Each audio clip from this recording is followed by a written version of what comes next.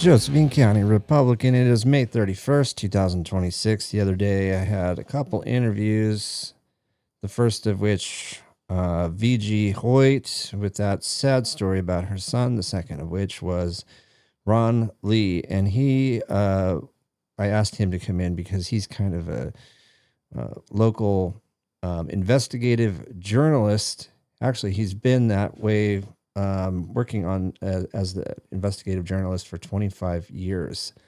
So I asked him the question because this nice lady online said that I was part of the Good Old Boys Club. And I'm like, what is that? What is the Good Old Boys Club?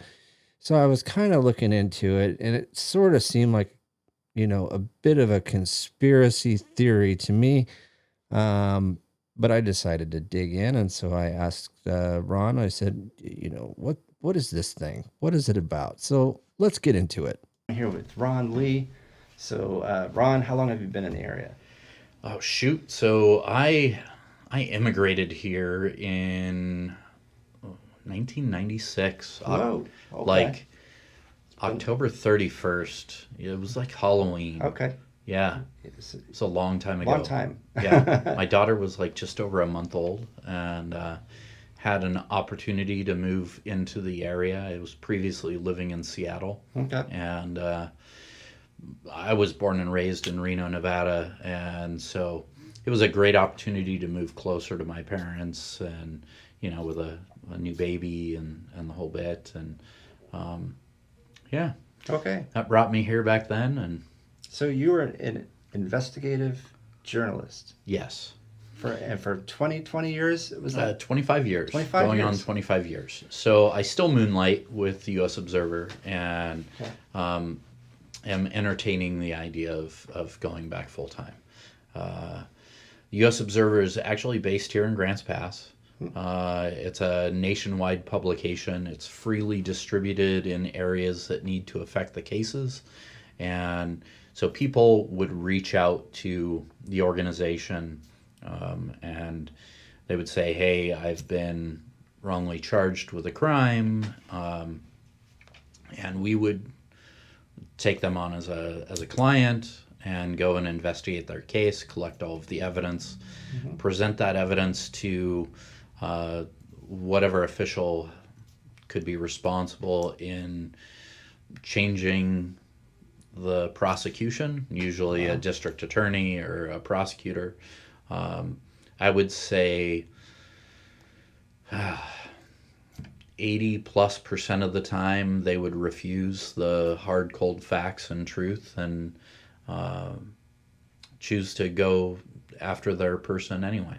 Oh my goodness. And so a lot of times it turned into a fight. We had one murder case in Washington that it took us 5 years. We successfully derailed, two prosecutors, two DAs.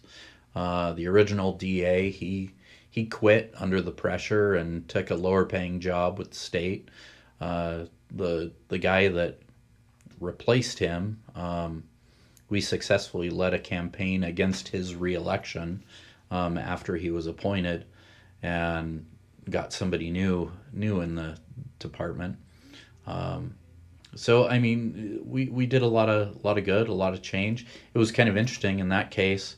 It was a clear-cut case of self-defense. We had a couple that was initially charged with murder. And we proved beyond doubt that there were a group of people that were actually trying to kidnap them and harm them. Wow. I mean, like in many different cases, you have the police or sheriffs who go out and they'll take somebody's word for something. You've got two combatants, let's say, in an issue. One guy tells his story, one guy tells his story. Well, who do they believe? Whoever they choose to believe, right. Really. It's discretion. Yeah. Right. And so usually the person who talks first is who's believed. So if you have a group that might be in transit away from somebody who is attacking them. Police respond to that area. They get 4 or 5 parties who were involved in the altercation, and they all say one story. And then finally, this other group calls in and says, hey, we were just attacked. Well, it's already been stated that they committed murder when that's not what happened. Wow. So, and it takes a lot of time to kind of flush that all out, especially when you've got nepotism involved. In that particular case, the lead detective was brother with the DA. Oh, gosh. There was exculpatory evidence that was hidden, disposed of. There was video of the incident that disappeared. It was just crazy. Yeah. Just absolutely crazy. And so, I know initially when we talked, we had talked about coming in and discussing like the good old boy club. Yeah. And that really kind of goes right along with it. What is the good old boy club? Well, is it the nepotism that exists? People talk about it online. I was just talking to a lady the other day, and she's like, oh, you're part of the good old boy club. And I'm like, what is that? I mean, I don't even know what it is. So I said that, and she's like, yeah, right. And I'm like, well, what is that? So I'd really like to know what that is. I mean, is that a real thing? And how does one join said club? I think at one point, definitely in our history, there have been good old boy clubs. In Josephine County. In Josephine County and in most of America. Oh, so okay.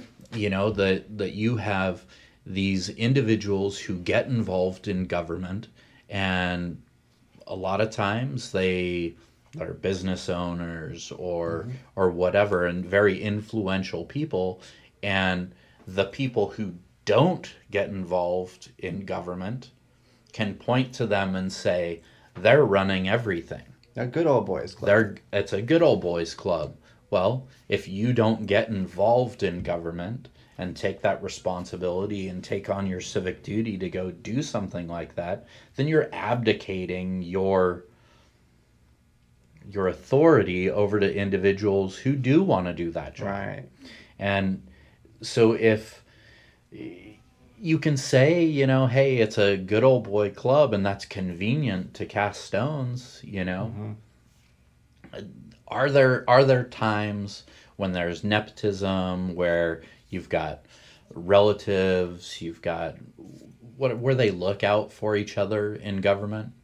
Absolutely. There are times when people are unethical and they, look out for their own business interests. And, but so I've been involved in kind of the local goings on here for a long time, kind of from behind the scenes. I have helped different individuals get elected, to, just being an observer. Sure.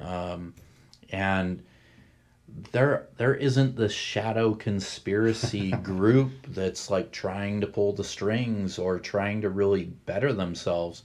A lot of times it's just misunderstanding. Yeah. It's labeling somebody who has an alternate viewpoint or political, belief, and you don't like their belief, so they're part of they're part of the good old boys club, and it goes on both sides. I've seen it on both sides. Yeah, it's funny that you mentioned that, because I was looking into it the other day, like when this lady said that, and I'm like looking at posts and I'm doing all this research, and I'm like, I've seen the right call the left the good old boys club, and I've seen the left call the right the good old boys club, and then I've seen just general non-political people calling each other part of this club.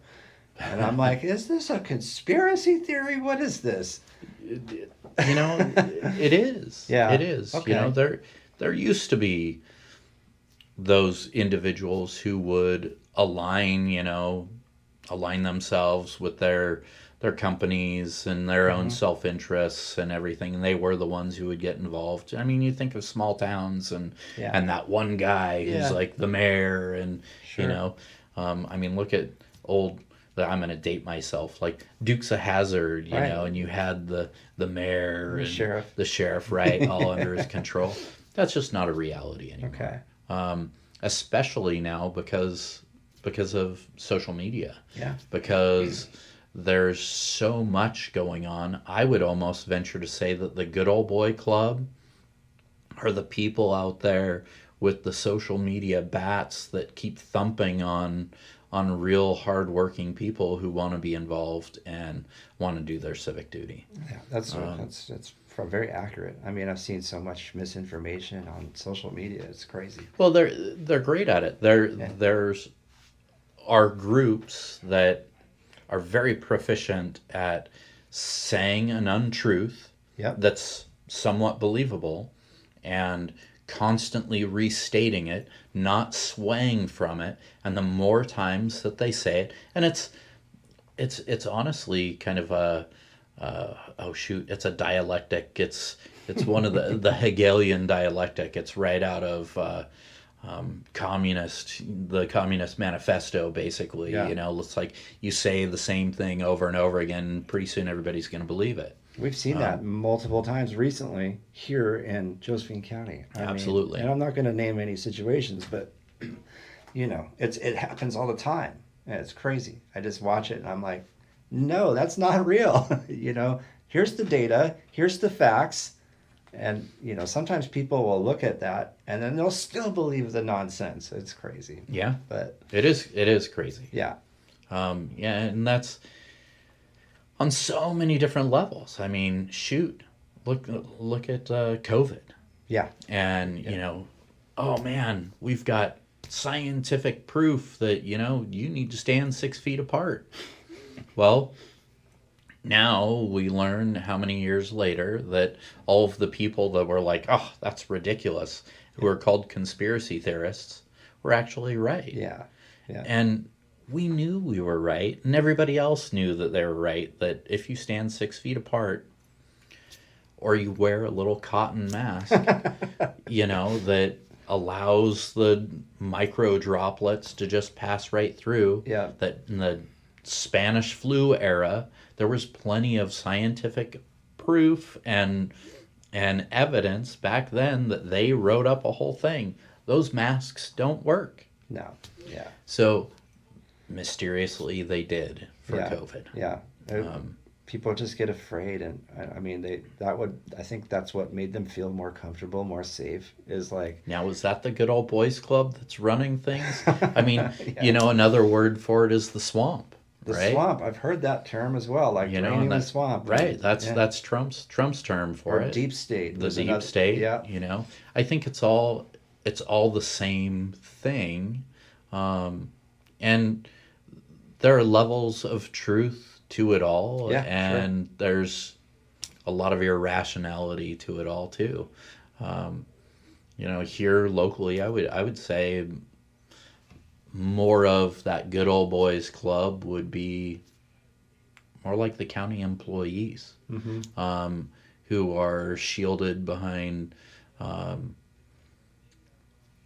state law and can do and say things that literally can go against county commissioners or other publicly elected officials, and there's no repercussion. We've seen it happen. Yeah. I mean, they have a lot of power. So, you know, is that what it is? And we're paying them $60 Maybe million. That's what it is for me. $60 million a year is what we're paying the county employees right now. $60 million for 420 times roughly $150,000 a year. And look at the cost of living is shooting through the roof. Yeah. That means PERS is going to go up. That means that, you know, everything will go up. How much can we afford?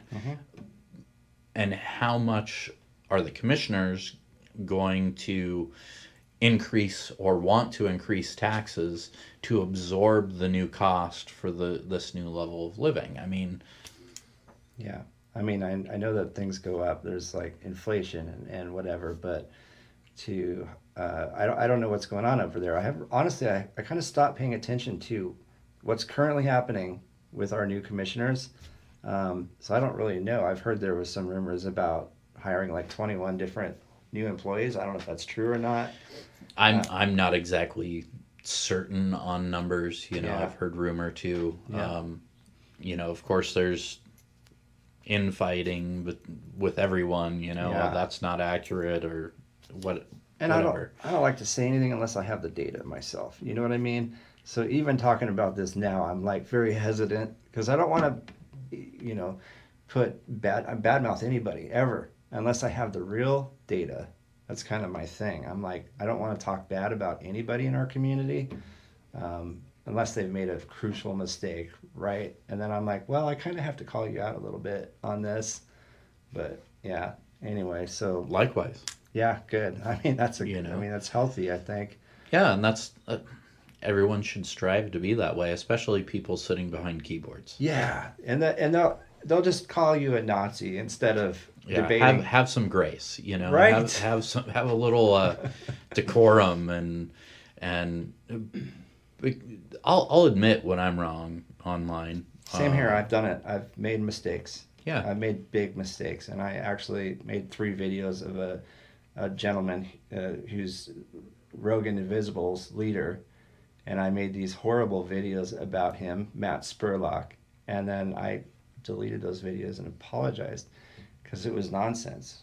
It was what I was pushing was nonsense, and I saw the data, and I was like, "Whoops, sorry." I mean, and he's on the other side of me, but we're still members of the community together. Absolutely. We don't need to be treating each other like that, like social media wants us to. It almost seems like social media is pushing us to be at war. I don't know if you've seen it, but Absolutely. Absolutely. And there are members in our community that like to sow division too. what does that mean? I'm sorry, I haven't heard that one. To sow division? Oh, so division. Okay. Yeah. Okay. Yeah. I mean, they like to create the turmoil. They do. Yeah, you're right. It's a spotlight on themselves that Mm-hmm. makes them whatever. Yeah, I don't know. I see it a lot. Keyboard commandos, I like to call them, and like you said, they're just behind a keyboard. Will they come out and talk to you in person about that? Will they stand out in front of headquarters, and say, "Look, this is wrong"? I don't think so. Maybe, but a lot of times it's just behind a keyboard. So yeah. Yeah. Anyway, well, thanks for that. Yeah, absolutely. Did you have anything else to talk about? No, not really. Okay. All right. Well, I appreciate you coming in. I Yeah. just, I want to get more people in the community out there and people's voices out there, so I think this is a good thing. Yeah, it is a good thing. And there are a lot of really great people in the community Yeah. from all sides of the political spectrum. Sure. Absolutely. I agree. Yeah. And I've got a lot of really great friends on all sides of Yeah. the political spectrum. Some I don't talk politics with. That's fine. That's funny. Yeah. I mean, there are good people here. There is. It's yeah. I kind of and that's my thing. I mean, being the social media director for the party, and I'm like, well, look, I don't want to badmouth necessarily all the Democrats because they're our neighbors. Maybe they're saying some stuff that we don't agree with. But what happened to agree to disagree? Like back in the day, you just be like, well, I disagree with you, but you're still cool. We can still meet. And now it's just like an all-out war. Like there's so much hate being put out. Well, and let's be real, even within our own party. Mm-hmm. Like I'm a brand new PCP, right? PCP. Yeah. I was just elected. I've yet to be in my first official meeting, Mm-hmm. and really just looking at the politics over the last year. It's just been infighting that's caused most of the strife and definitely aided in efforts to get rid of certain political figures. Yeah.